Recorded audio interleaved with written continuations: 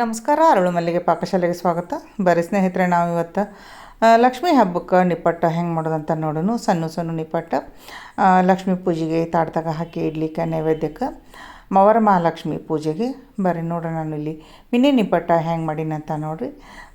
ಈ ನಿಪ್ಪಟ್ಟು ಮಾಡಲಿಕ್ಕೆ ನಾ ಏನೇನು ಪದಾರ್ಥ ತೊಗೊಂಡಿನಿ ಅಂತ ತೋರಿಸ್ತೀನಿ, ಹೆಂಗೆ ಮಾಡೀನಿ ಅಂತ ತೋರಿಸ್ತೀನಿ. ಅಗದಿ ಕ್ರಿಸ್ಪಿ ಆಗ್ಯಾವ ಮತ್ತು ಚಲೋ ಆಗ್ಯಾವ. ಈ ಟೈಪ ನೀವು ಮಾಡಿರಿ, ಹೆಂಗೆ ಅನಿಸ್ತದೆ ಅಂತ ಹೇಳ್ರಿ, ಕಾಮೆಂಟ್ ಬಾಕ್ಸ್ ಒಳಗೆ ತಿಳಿಸ್ರಿ. ಬರ್ರಿ ಹಂಗಾದ್ರೆ ಇದಕ್ಕೆ ಏನೇನು ತೊಗೊಂಡಿನಿ, ಹೆಂಗೆ ಮಾಡೀನಿ ಅಂತ ನಾನು ತಿಳಿಸ್ಕೊಡ್ತೀನಿ. ಈ ವಿಡಿಯೋ ಕೊನೆ ತನಕ ನೋಡಿರಿ, ನಡುವ ಸ್ಕಿಪ್ ಮಾಡಬೇಡ್ರಿ. ನಾನಿಲ್ಲಿ ಒಂದು ಬಟ್ಲ ಅಕ್ಕಿ ಹಿಟ್ಟು, ಒಂದು ಬಟ್ಲ ಮೈದಾ, ಎರಡು ಸಮ ಪ್ರಮಾಣದಾಗ ತೊಗೊಂಡಿನಿ. ನೀವು ಯಾವುದೇ ಮೆಜರ್ಮೆಂಟ್ ತೊಗೊಳ್ರಿ, ಅಳತೆ ಯಾವುದೇ ಇರಲಿ, ಅಕ್ಕಿ ಮತ್ತು ಮೈದಾ ಹಿಟ್ಟು, ಅಕ್ಕಿ ಹಿಟ್ಟು ಮೈದಾ ಹಿಟ್ಟು ಸಮ ಪ್ರಮಾಣದಾಗಿರಬೇಕು.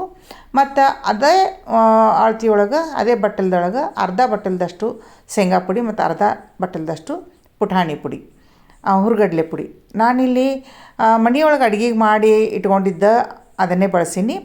ನೀವು ನಿಪ್ಪಟ್ಟು ಮಾಡಬೇಕಾದ್ರೆ ಸ್ವಲ್ಪ ಶೇಂಗಾ ಮತ್ತು ಪುಟಾಣಿ ಅಂದರೆ ಹುರ್ಗಡ್ಲೆ ಪುಡಿ ಏನಿರ್ತದಲ್ಲ, ಅದು ಸ್ವಲ್ಪ ದಪ್ಪಗೆ ಮಿಕ್ಸಿ ಜಾರಿಗೆ ಹಾಕೋರಿ. ದಪ್ಪಗೆ ಇದ್ರೆ ಇನ್ನೂ ಅಷ್ಟು ಚಲೋ ಆಗ್ತಾವೆ. ನಂತರ ಇಲ್ಲಿ ಕೆಂಪು ಖಾರದ ಪುಡಿ ತೊಗೊಂಡಿನಿ 1 ಚಮಚೆ, ಅರ್ಧ ಚಮಚೆ ಜೀರಿಗೆ, ಅರ್ಧ ಚಮಚೆ ಬಿಳಿ ಎಳ್ಳು, ಅರ್ಧ ಚಮಚೆ ಕರಿ ಎಳ್ಳು, ಮತ್ತು 1 ಚಿಟಿಕೆಯಷ್ಟು ಅರಿಶಿಣ ಪುಡಿ ಮತ್ತು ರುಚಿಗೆ ತಕ್ಕಷ್ಟು ಉಪ್ಪು, ಇಷ್ಟನ್ನು ತೊಗೊಂಡಿನಿ. ನಂತರ ಇದಕ್ಕೆ ಒಂದು ಸ್ವಲ್ಪ ಕಟ್ ಮಾಡಿ ಇಟ್ಕೊಂಡಿದ್ದು ಕೊತ್ತಂಬರಿ ತೊಗೊಂಡಿನಿ, ತೊಳೆದು ಕಟ್ ಮಾಡಿ ಇಟ್ಕೊಂಡಿದ್ದು, ಚಿಲ್ಲಿ ಫ್ಲೇಕ್ಸ್ ಒಂದು ಅರ್ಧ ಚಮಚೆ, ಮತ್ತು 1 ಹಸಿಮೆಣಸಿನ್ಕಾಯಿ ಸಣ್ಣಗೆ ಕಟ್ ಮಾಡಿ ಇಟ್ಕೊಂಡಿನಿ. ಆಮ್ಯಾಗ ಸ್ವಲ್ಪ ಕರಿಬೇವು, ಅದನ್ನು ಸ್ವಲ್ಪ ಕಟ್ ಮಾಡಿ ಇಟ್ಕೊಂಡಿನಿ. ಬರ್ರಿ ಈಗ ಒಂದು ಬೌಲ್ದಾಗ ಹಾಕಿ ಅಥವಾ ತಾಡ್ದಾಗ ಹಾಕಿ ಹಿಟ್ಟನ್ನು ನಾದ್ಕೊಂಡು, ಈಗ ನಾನು ತೊಗೊಂಡಿದ್ದು ಎಲ್ಲ ಹಿಟ್ಟನ್ನು ಮಿಶ್ರಣ ಮಾಡ್ಕೋಬೇಕು. ಇದ್ರೊಳಗೆ ಪುಟಾಣಿ ಹಿಟ್ಟು, ಶೇಂಗಾ ಪುಡಿ, ಪುಟಾಣಿ ಪುಡಿ, ಅಕ್ಕಿ ಹಿಟ್ಟು ಮತ್ತು ಮೈದಾ ಹಿಟ್ಟು ಇಷ್ಟನ್ನು ಹಾಕ್ಕೊಂಡು ನಾವು ತೊಗೊಂಡಿದ್ದು ಪದಾರ್ಥ ಖಾರ, ಉಪ್ಪು, ಜೀರಿಗೆ, ಎಳ್ಳು ಇವೆಲ್ಲನೂ ಹಾಕ್ಕೋಬೇಕು. ನಂತರ ಕೊತ್ತಂಬರಿ, ಕರಿಬೇವು ಮತ್ತು ಹಸಿಮೆಣಸಿನ್ಕಾಯಿ, ಚಿಲ್ಲಿ ಫ್ಲೇಕ್ಸ್ ಅದನ್ನೂ ಹಾಕ್ಕೋಬೇಕು. ಹಾಕ್ಕೊಂಡು ಸ್ವಲ್ಪ ಕಲಿಸ್ಕೋಬೇಕು. ಇದೆಲ್ಲ ಮಿಕ್ಸ್ ಮಾಡ್ಕೋಬೇಕು. ಆಮ್ಯಾಗ 1 ಚಮಚದಷ್ಟು ಅಂದ್ರೆ ಸಣ್ಣ ನಾವು ಉಪ್ಪಿಟ್ಟು ತಿನ್ನೋ ಚಮಚೆಲ್ಲ ಒಂದು 4 ಚಮಚ ಆಗಬೇಕು ಅಷ್ಟನ್ನು ಕಾಯಿಸಿದ ಎಣ್ಣೆ ಇದಕ್ಕೆ ನಾನು ಹಾಕೋತೀನಿ. ಸ್ನೇಹಿತರೆ, ನಮ್ಮ ವಿಡಿಯೋ ನೋಡಿದವರು ಯಾರು ಇನ್ನೂ ಸಬ್ಸ್ಕ್ರೈಬ್ ಮಾಡಿಲ್ಲವರು ಮರೀದೆ ಸಬ್ಸ್ಕ್ರೈಬ್ ಮಾಡಿರಿ, ಲೈಕ್ ಮಾಡಿರಿ, ಶೇರ್ ಮಾಡಿರಿ.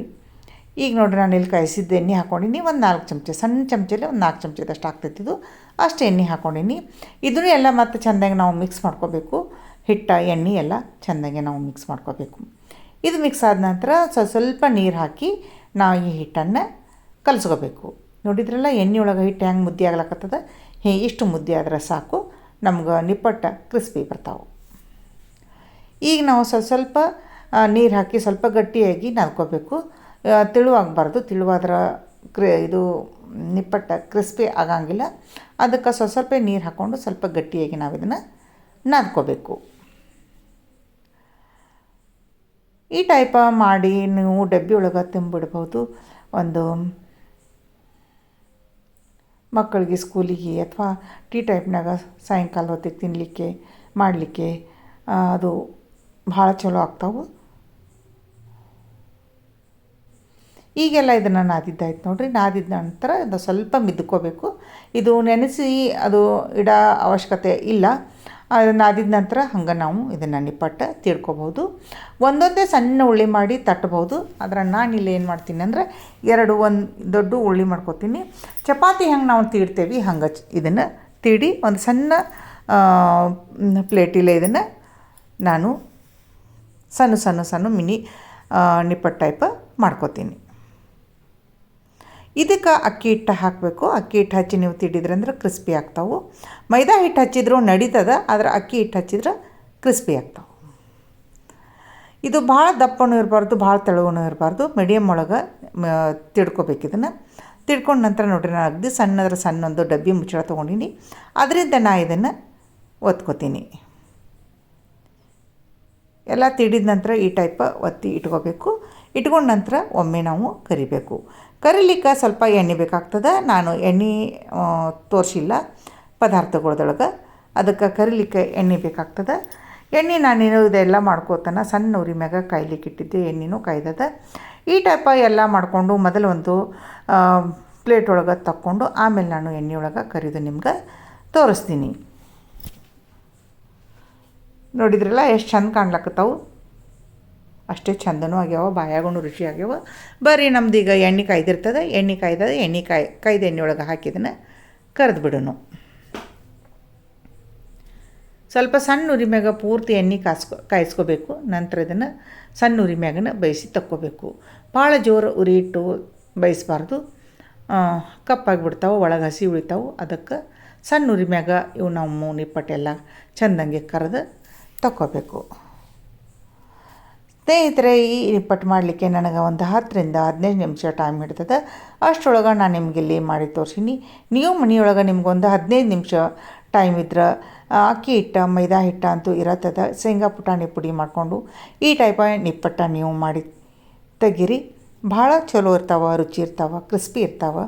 ತಿನ್ಲಿಕ್ಕಾಗಿರ್ಬೋದು, ಮಕ್ಳಿಗೆ ತಿನ್ನಲಿಕ್ಕೆ, ಡಬ್ಬಿಗೆ ಹಾಕಲಿಕ್ಕೆ. ನಾವೀಗಂತೂ ಸದ್ಯಕ್ಕೆ ವರಮಹಾಲಕ್ಷ್ಮಿ ಪೂಜೆಗೆ ಅಂಥೇಳಿ ಮಾಡ್ಲಿಕ್ಕತ್ತಿದ್ದು.